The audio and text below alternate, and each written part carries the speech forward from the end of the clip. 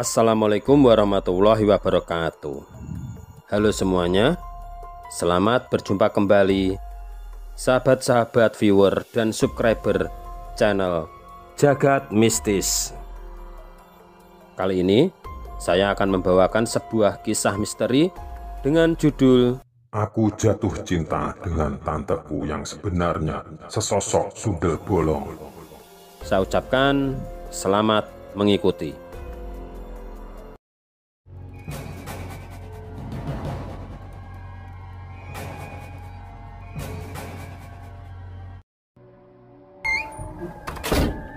Aku seorang remaja kelas 2 SMA. Sebenarnya, aku berdomisili di luar Jawa. Namun, ketika menginjak bangku SMA, aku minta bersekolah di Jawa. Ya, tepatnya di Jawa Barat, karena di sini ada kerabatku yang bersedia menampungku.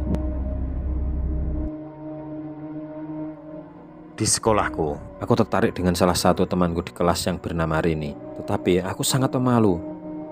Bahkan aku selalu menghindari kontak mata dengannya dan selalu salah tingkah di hadapannya. Meskipun demikian, aku terus berusaha untuk mendekati Rini hingga suatu saat aku memberanikan diri mengirim SMS yang berisi ungkapan hatiku ke ponsel Rini.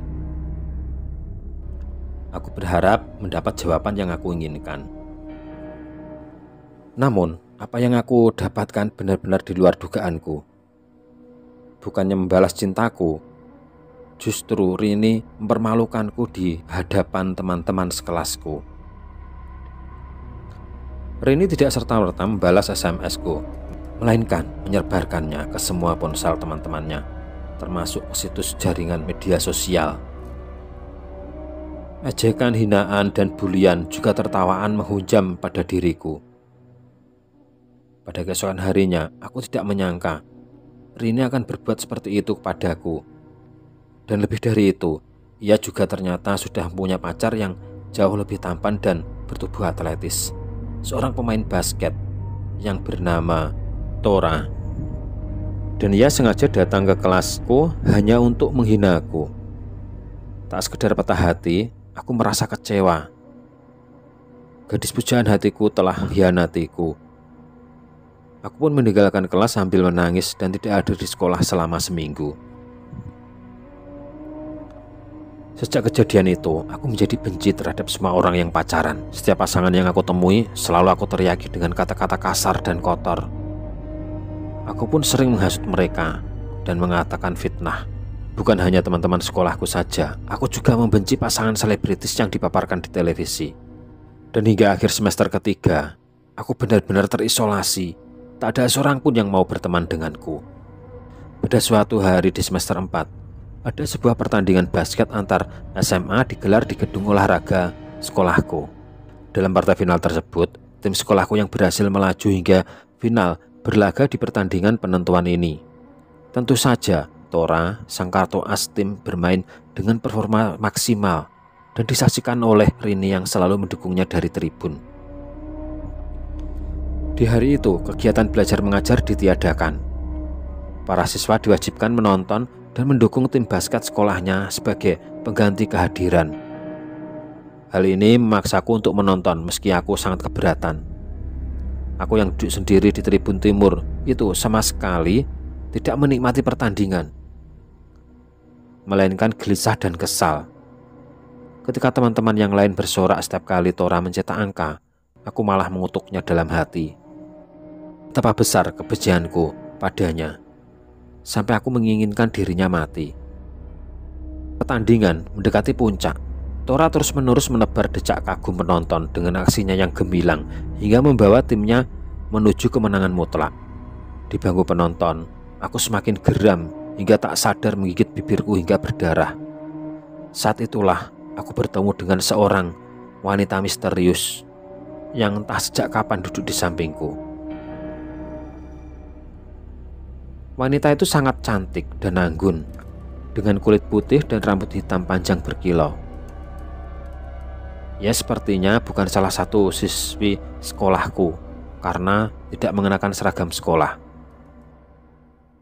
Namun yang paling mengejutkanku adalah ketika Perempuan itu seolah mengetahui betapa diriku sangat ingin Tora mati, dan ia menawarkan diri untuk membunuhnya. Karena kami mengobrol tidak berhadapan, intinya sama-sama menghadap ke lapangan basket, aku tidak begitu memperhatikan wajahnya.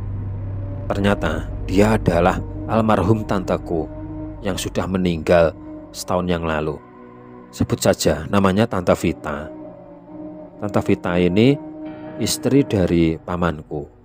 Namun anehnya, aku sama sekali tidak heran dan tidak takut dengan kenyataan itu.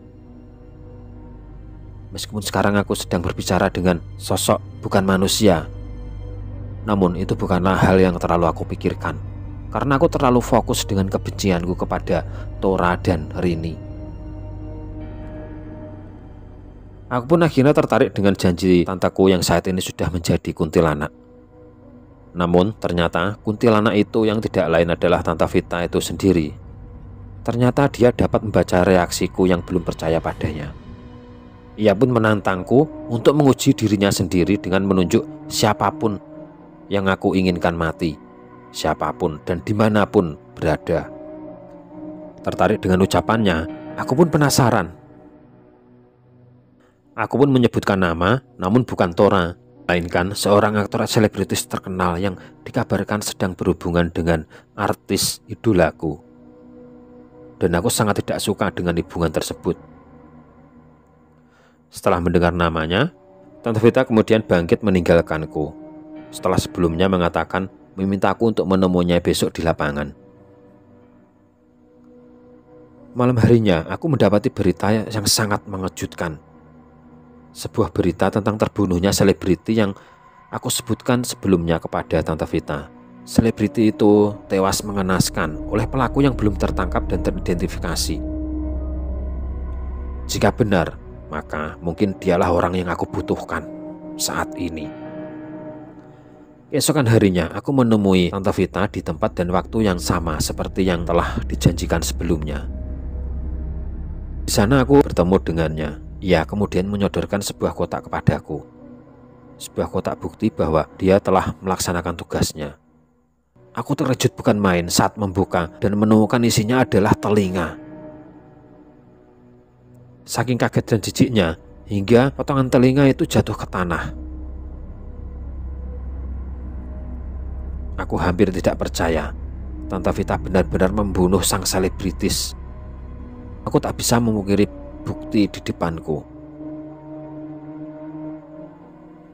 Hari-hari berikutnya, media massa dijali dengan berita terbunuhnya orang-orang terkenal secara mengenaskan dan misterius. Selebriti-selebriti yang menjadi korban kesemuanya adalah laki-laki yang sedang dikabarkan menjalin hubungan asmara dengan artis-artis cantik terkenal. Anehnya, polisi masih belum menemukan tersangka yang melakukan perbuatan tersebut. Namun seorang saksi mengatakan, ia pernah melihat seorang wanita membuntuti salah satu korban, tetapi tak pernah jelas bagaimana wajah maupun identitasnya. Berita-berita tersebut langsung berpengaruh pada masyarakat. Mereka yang sedang berpasaran resah dengan sang pembunuh pacar, sehingga menjaga jarak satu sama lain. Beberapa orang bahkan menutupi hubungan mereka untuk memalsukan status agar mereka tidak diketahui oleh sang pembunuh. Meski demikian, orang yang tertawa di balik semua ini adalah aku sendiri. Betapa senangnya aku mendengar berita putusnya pasangan selebritis itu. Melihat orang berjalan sendiri-sendiri dan melihat orang kesepian. Aku puas menyaksikan orang merasakan hal yang sama dengan yang aku alami selama ini. Walau begitu, aku masih memiliki tujuan akhir yang belum tercapai, yaitu mendapatkan Rini, dan aku sudah punya rencana untuk itu.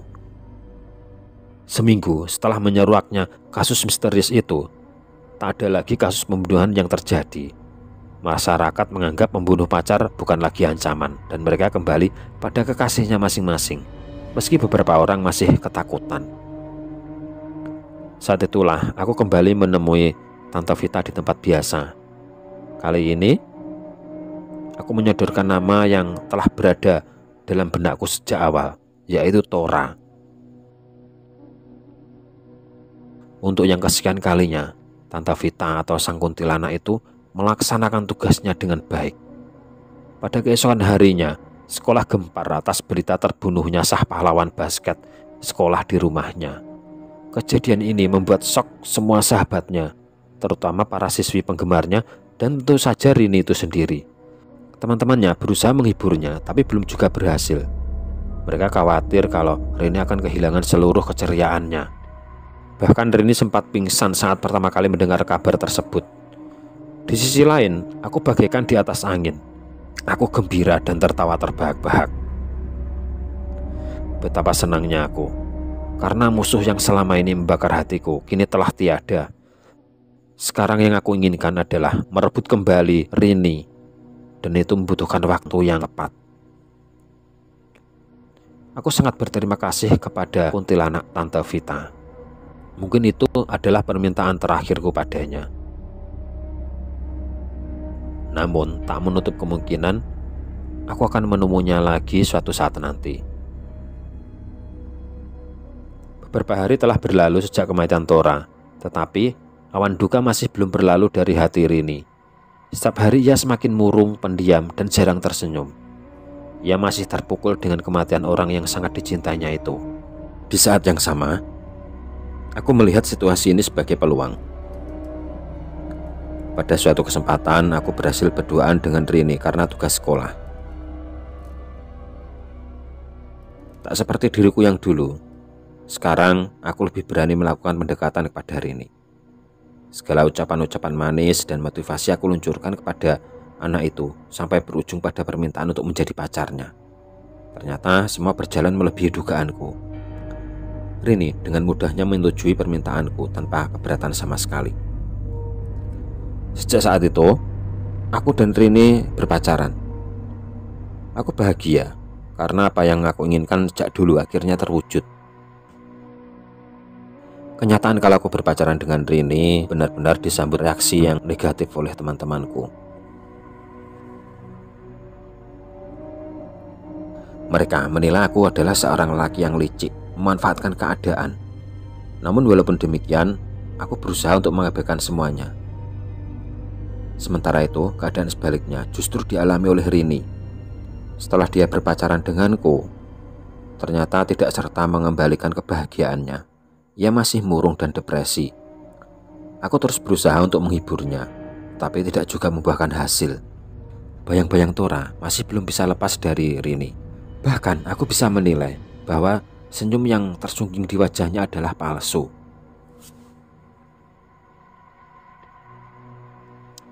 Berpacaran dengan Rini tidak berjalan sesuai dengan yang aku harapkan. Setiap harinya membosankan dan depresi. Akhirnya aku kehabisan akal untuk membuat hubunganku menyenangkan. Rini tidak juga menunjukkan tanda-tanda kebahagiaan.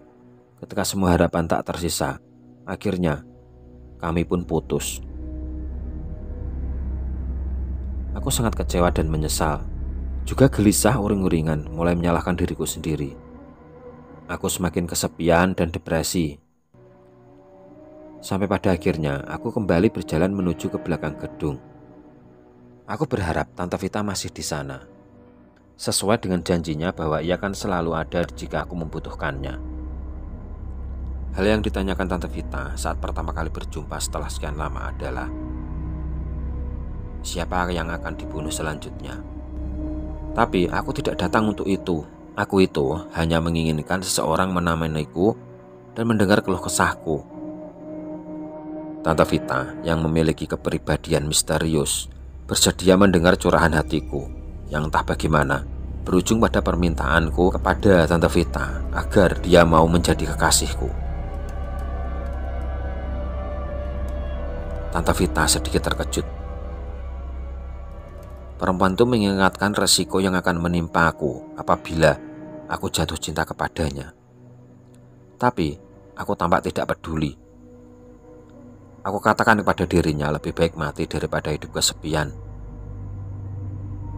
Walaupun Tante Vita sudah membuat peringatan tersebut, tapi ternyata akhirnya Tante Vita bersedia menjadi kekasihku. Berpacaran dengan kuntilanak yang tidak lain adalah tanteku sendiri itu benar-benar membuka mataku akan sosok sebenarnya dari Tante Vita. Jauh berbeda dengan kepribadian dingin dan misterius saat sebelum berhubungan.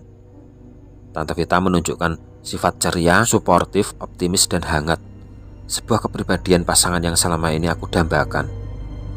Hampir tak dapat dipercaya kalau selama ini dia itu seorang pembunuh berdarah dingin. Aku sangat menyayangkan kenapa tidak dari dulu aku menjalin cinta dengan Tante Vita. Walaupun dia kuntilanak, tapi aku sekarang benar-benar sangat mencintainya. Bersama dengan Tante Vita, hari-hariku menyenangkan. Tak ada lagi kesepian dan depresi. Tak ada lagi rasa cemburu, dendam, dan iri. Perempuan itu benar-benar membersihkan seluruh noda di hatiku. Aku merasa telah menemukan kebahagiaan sejati dan tak ingin kebahagiaan itu berakhir. Namun, sekali lagi, semua tak berjalan sesuai harapanku. Waktu berlalu tanpa terasa hingga tibalah hari terakhir untukku duduk di kelas 2. Hari itu aku bergegas meninggalkan sekolah untuk bertemu Tante Vita di tempat biasa kami bertemu. Namun sesampainya di sana, aku tidak menemukannya. Aku mencoba menghubungi dirinya. Belum sempat aku memutar nomornya, sebuah SMS masuk dan kebetulan dikirim oleh Tante Vita. Pesan itu berisi permintaan untuk menemuinya di dalam gedung olahraga nanti malam. Aku menjadi penasaran setelah membacanya. Kejutan apa yang akan diberikan olehnya nanti? Selepas maghrib, aku bergegas kembali ke gedung. Aku tak sabar untuk segera menemui kekasihku. Di sana, aku mendapati pintu gedung tak dikunci. Tante Vita pasti sudah di dalam, batinku. Tanpa keraguan, aku pun masuk ke dalamnya. Suasana di dalam gedung cukup gelap. Lampu plafon tidak dinyalakan, dan penerangan hanya berasal dari sinar bulan yang masuk melalui jendela atap. Saat aku memanggil Tante Vita, suara aku menggema ke seluruh penjuru ruangan. Dan perempuan itu pun menyambutnya. Tante Vita berada di tengah lapangan bulu tangkis, berdiri sendirian di bawah sinar bulan. Ekspresinya datar seperti ketika pertama kali bertemu. Aku heran dengannya. Saat ia datang menghampiri, tiba-tiba langkahnya terhenti. Seseorang menahan tubuhnya sangat kuat hingga Tante Vita tidak bisa bergerak. Begitu juga denganku. Ada seseorang yang menahanku dengan kuat. Ketika aku menoleh, aku menemukan orang yang menahanku itu adalah seorang gadis yang mirip sekali dengan Tante Vita. Betul-betul sama persis. Hanya saja wajahnya pucat dan kakinya tidak menapak tanah.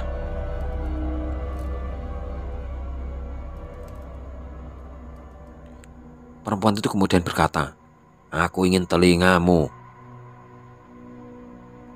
Segera setelahnya, ia menarik daun telingaku sekuat tenaga hingga terputus. Darah segar mengalir deras. Aku menjerit kesakitan dan mengempaskan diri sambil memegang rongga telingaku. Aku menengok Tante Vita yang asli dan bertanya apa yang terjadi. Namun ia tidak menjawab kecuali berdiri diam. Belum hilang rasa kagetku, aku melihat ada lagi perempuan yang mirip sekali dengan Tante Vita. Namun wajahnya pucat dan tidak menapak tanah kakinya. Dia mencengkram mata kananku. "Aku ingin matamu." Dan bola mata itu pun tercabut dari rongganya. Tiba aku merasakan seperti terbangun dari tidur. Oh, ternyata itu cuma mimpi. Aku benar-benar bermimpi yang sangat mengerikan. Aku langsung pergi ke dapur untuk meminum air putih. Setelah aku minum segelas air putih, aku merasa lebih tenang. Namun, ketika aku kembali ke kamar, aku sudah mendapati Tante Vita sudah duduk di ranjangku. Kali ini aku benar-benar sangat ketakutan. Kemudian Tante Vita berkata, "Sudah aku bilang, kau tidak boleh jatuh cinta kepadaku. Apa yang terjadi dalam mimpimu tadi, satu saat akan menjadi kenyataan. Dan aku tidak bisa mencegahnya." Mendengar semua itu, aku hanya bisa diam. Namun, kemudian aku berkata, "Tapi walaupun aku sudah tahu semuanya, tapi yang jelas, aku tidak pernah menyesal mencintaimu," kataku kepada Tante Vita. Mendengar hal itu, Tante Vita hanya bisa menggeleng-gelengkan kepalanya. "Kamu memang benar-benar keras kepala." "Sungguh Tante, aku benar-benar tidak menyesal," sautku. Karena aku tidak bisa hidup tanpa Tante. Jika memang tidak bisa bersama Tante, lebih baik aku mati. Sejenak aku lihat Tante Vita mundur beberapa langkah sambil menggeleng-gelengkan kepalanya. Entah apa arti gelengannya itu. Kemudian dia menarik napas panjang. Setelah itu berkata, "Baiklah, kalau begitu aku hanya bisa memberimu petunjuk. Sebaiknya kau datangi seseorang yang berada di hutan di ujung timur desa. Di situ ada seorang lelaki tua yang bernama Ki Brahmastomo, atau biasa dipanggil Mbah Tomo. Kamu datangi dia. Kamu minta petunjuk." Setelah itu tiba-tiba Tante Vita langsung menghilang. Keesokan harinya, aku langsung berangkat ke hutan di ujung timur desa. Setelah beberapa jam berjalan kaki ke dalam hutan, aku menemukan sebuah pondok. Perlahan, aku ketuk pintunya, dan keluarlah seorang lelaki tua. "Ada apa Kisah Anak mencariku?" tanya orang tua itu. Aku pun balik bertanya. "Kalau boleh tahu, apa Anda yang bernama Mbah Tomo?" tanyaku. "Iya, bagaimana kau tahu namaku?" tanya Mbah Tomo agak sedikit heran. Kemudian aku menceritakan semuanya, bahkan semua permasalahanku dengan Tante Vita dari awal sampai akhir. Kemudian Mbah Tomo berkata, "Aku bisa menolongmu jika engkau mau benar-benar bertobat. Selama di hatimu masih ada kebencian dan dendam, maka aku tidak bisa menolongmu." Kemudian aku berjanji kepada Mbah Tomo, kalau mulai sekarang aku akan berusaha menjadi manusia normal dan berusaha membersihkan hatiku dari kebencian dan menenangkan hatiku dan mencoba menjadi pribadi yang benar-benar bersyukur. Akhirnya Mbah Tomo menyarankan kepadaku untuk menginap di pondoknya. Di malam harinya aku dimandikan air kembang 7 rupa. Dan keesokan harinya Mbah Tomo menyuruhku pulang dan mengatakan kepadaku kalau aku harus sesegera mungkin pulang keluar Jawa. Karena jika sudah menyeberang lautan, maka semua kutukan itu akan musnah. Sampai di rumah, segera mungkin aku persiapkan diriku untuk pulang ke kampung. Karena kalau masih di sini, nyawaku benar-benar di ujung tanduk. Mimpi-mimpiku beberapa malam yang lalu bisa-bisa akan menjadi kenyataan. Dengan berat hati, akhirnya aku pamit kepada saudara-saudaraku di Jawa Barat dan berniat pulang keluar Jawa. Setelah aku sampai di kampung halamanku, aku benar-benar merasakan ketenangan. Tidak ada lagi kebencian, tidak ada lagi cinta kepada Tante Vita. Yang ada hanyalah penyesalan. Aku benar-benar menyesal ternyata selama ini aku melakukan perbuatan-perbuatan terkutuk. Dan mulai sekarang, aku akan mencoba menjadi pribadi yang lebih bersyukur.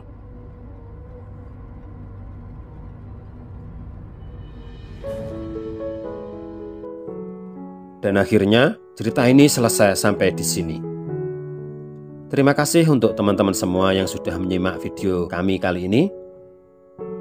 Semoga saja kita bisa mengambil sisi positifnya dan membuang jauh-jauh sisi negatifnya. Jangan lupa komen, like, dan subscribe. Sekian dan terima kasih. Semoga bermanfaat. Wassalamualaikum warahmatullahi wabarakatuh.